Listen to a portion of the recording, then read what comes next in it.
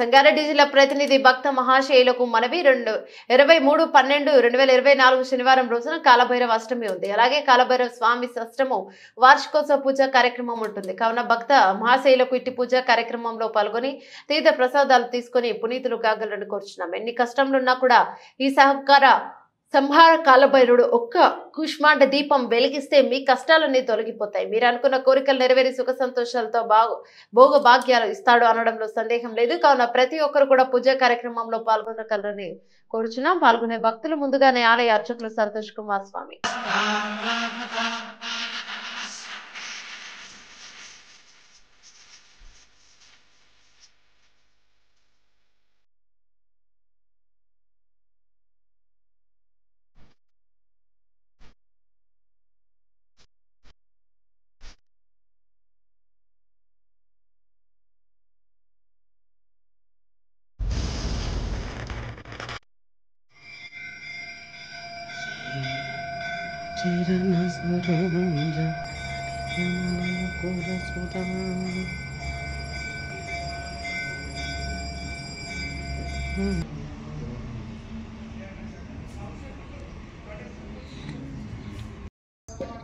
కాలభైరవ భగవానికి జై.